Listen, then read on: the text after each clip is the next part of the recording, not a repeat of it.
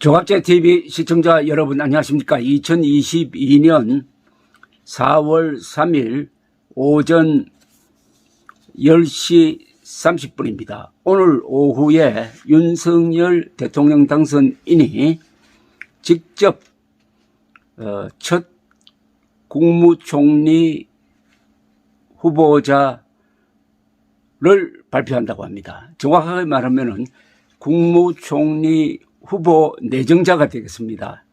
국회의 동의를 받아야 임명할 수가 있습니다. 이것은 필수적 사안입니다. 한덕수 전 국무총리는 그 관직 경력이 화려합니다. 그리고 다방면입니다. 이력서를 쓰면은 한참 길어집니다. 그런데 언론이나 국민들을 통해서는 그렇게 많이 알려진 분은 아닙니다. 공무원이 국민들에게 많이 알려지지 않는 것은 아주 무난하게 대가 없이 사고를 만나지 않고 그 임무를 수행했다고 본다면은 관운 또한 좋다고 봐야 됩니다. 정치인은 이 사건 사고와 연관되는 경우가 많고 그것을 통해서 성장하는데 이 공무원은 아니죠. 정상대로 안정대로 법대로 한다면은 그 이름을 국민들이 모르는 게 오히려 유능한 것의 표상이 될 수가 있습니다.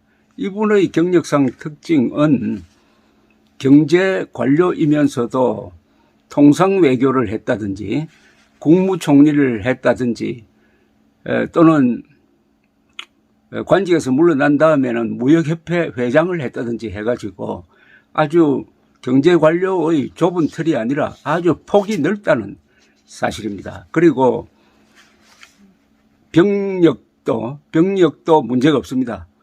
육군 병장 만기 제대라고 합니다. 그리고 자식이 없는 것으로 알려졌습니다. 이렇게 되면 대통령과 국무총리가 다 자식 없는 사람이 되니까 이게 장단점이 다 있을 것으로 보입니다. 그리고 무엇보다도 그 경력에서 느낄 수 있는 것은 국제적 시야가 넓을 뿐만 아니라 특히 친미적 인사라는 게 확실하게 드러납니다.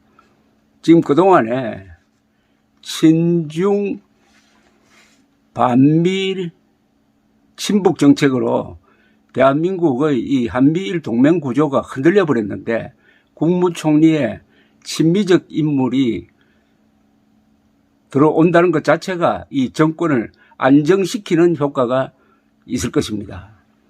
이분의 경력은 너무나 다양하니까 다 소개하려면 이 시간이 많이 걸립니다. 대충 소개를 해드리겠습니다.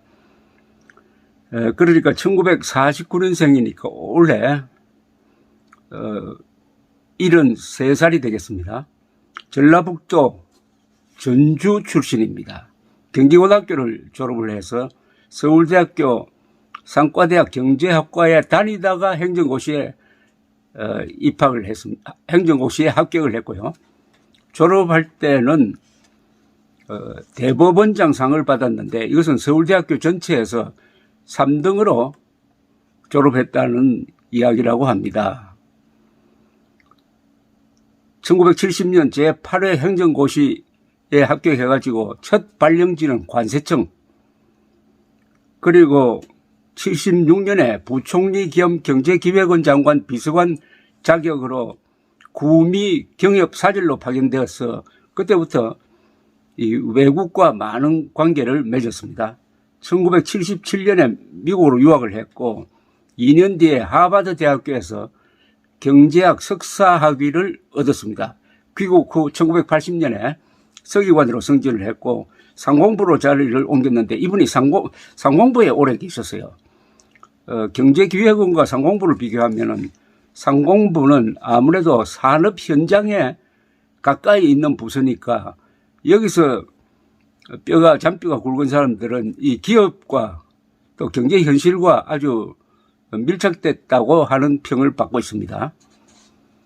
미주 통상과장을 맡았고 1981년에 한 번 더 미국에 가서 이번에는 하버드 대학교에서 경제학 박사학위를 받았습니다. 학력 또한 화려합니다. 귀국 후 다시 상공부에서 과장으로 근무하다가 1989년에 부이사관으로 승진해가지고 현재 중소벤처기업부의 전신이라고 할 수 있는 상공부 중소기업국 국장을 맡았습니다. 중소기업국 국장을 맡았으니까 요사이 자영업자라든지 소상공인이라든지 이런 분들에 대한 어떤 감수성이 아주 뛰어나다는 것 아니겠습니까? 1990년엔 산업정책국장을 맡았고 재임기간 노태우 정부의 북방정책 중 산업 관련 정책 실무를 맡았고 92년에 이사관으로 승진했습니다. 93년엔 전자정보공업국장으로 자리를 옮겼습니다. 1993년 3월 김영삼 대통령이 취임하자 대통령 비서실로 파견되어 가지고 경제수석 밑의 산업담당 비서관직을 맡게 되었습니다. 94년 6월에 청와대를 나와서 상공부로 복귀했고 관리관으로 승진해 가지고 기획관리실장을 맡다가 12월 통상무역실장을 맡았습니다. 이 통상이라는 게 참 중요해집니다. 점점 이 관료들 사회에서도 통상 분야가 점점 중요해지는 것은 한국의 경제 규모가 커지고 그리고 외환 위기 등을 겪으면서 얼마나 이 국제 환경 속에서 한국 경제가 연동돼서 움직이는가를 실감한 것인데 이분이 통상 분야에서 거의 선구자적 역할을 했습니다. OECD 가입 추진 실무, 대일 무역 규제 해제 실무 등을 맡았습니다. 1996년 김영삼 정부 시절입니다. 12월에 48살의 나이로 차관으로 승진해가지고 97년 3월까지 특허청장을 지냈습니다. 그리고 98년 3월까지는 통상산업부 차관, 김대중 대통령이 취임하고 나서 그러니까 1998년 3월부터 2001년 2월까지 외교통상부 통상교섭본부장을 역임을 했습니다. 계속 통상 이렇게 나옵니다. 통상교섭본부장 역임 기간 동안 한미 자유무역협정을 최초로 추진하게 되었습니다. 물론 이게 성사가 되는 것은 그 뒤가 됩니다만은 칠레와 자유무역협정을 체결했고 이게 최초의 자유무역협정입니다. 칠레. APEC 정상회의 관련 실무를 수행을 했습니다. 2001년 3월부터 같은 해 12월까지는 OECD 주재 대한민국 대표부 대사를 지냈습니다. 그리고 2001년 김대중 정부 때입니다. 11월부터 2002년 1월까지는 대통령 비서실 정책기획수석 비서관, 그 다음에 경제수석 등등을 지내면서 경제를 조금 국가적 차원에서 넓게 보는 자리에도 있었습니다. 2003년 6월 산업연구원 원장으로 갔다가 이때는 노무현 정부 시절입니다. 2004년 2월부터 2005년 3월까지 국무조정실장을 지냈습니다. 이 총리 직속이죠. 그리고 2005년 3월부터 2006년 7월까지 드디어 부총리 겸 재정경제부 장관을 역임을 했는데 2006년 3월 이해창 국무총리가 3.1절에 골프를 쳤다 해가지고 물러난 다음에 그해 4월 한명숙 국무총리가 임명될 때까지 국무총리 권한대행을 잠시 했습니다.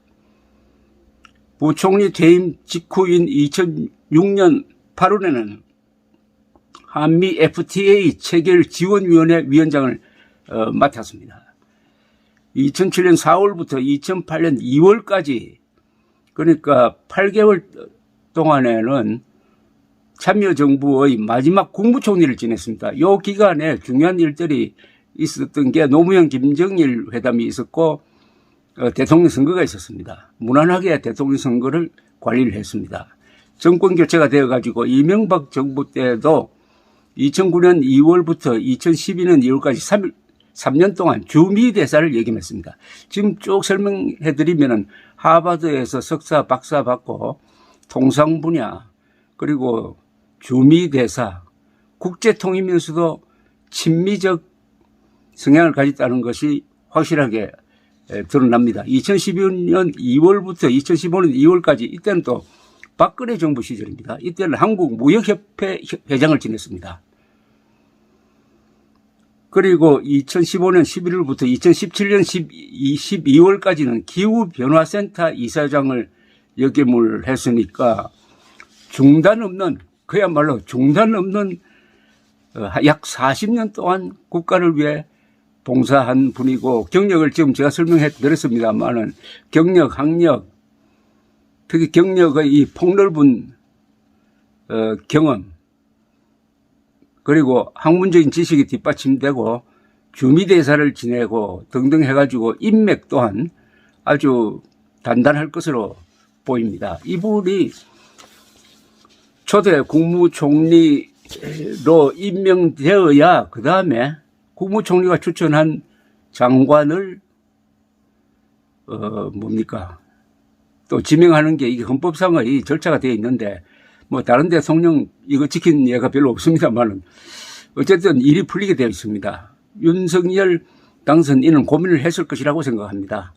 생각 같았으면 개혁적 인물이라든지 참신한 인물, 대중적 인기가 있는 인물을 생각했을 텐데, 무엇보다도 지금 170석이 넘는 이 야당, 이제 민주당 야당입니다. 민주당의 협조 없이는 국회 동의를 받을 수 없으니까 전북 출신이고, 그리고 무엇보다도 김대중 노무현 정부 때 요직을 맡았던 사람을 총리 후보로 지명하면은 거부할 수 없을 것이다. 만약 거부하면은 다가오는 6월 지방선거 때 말하자면 새 정부의 노력에 회방을 놓은 걸로 해가지고 선거 때 아주 불리하게 작용할 것이다 하는 것까지 감안해가지고 한덕수 전 국무총리를 내정한 것으로 보입니다. 이분은 기록이 하나 있네요. 그러니까 노무현 정부 때 국무총리, 그리고 노무현 정부를 왼쪽으로 본다면 오른쪽의 윤석열 정부 때 국무총리로 지명을 받은, 아직 뭐 확정되지 않았습니다. 지명받은 경우니까 이런 경우가 사례가 두 번 더 있습니다. 1970년대 박정희 정부 때 국무총리를 했던 김종필, 이분이 김대중 대통령 시절에 국무총리를 했거든요. DJP 연합에 의해서. 그리고 고건 총리가 있습니다. 고건 총리는 김명삼 정부 때 국무총리, 그리고 노무현 정부 때 국무총리, 이 두 분에 이어서 좌우를 다, 그리고 대통령 몇 대 할 때 그 대통령의 대수를 뛰어넘어서 다 국무총리로 지명받은 역대 세 번째 인물이 되는 셈입니다. 감사합니다.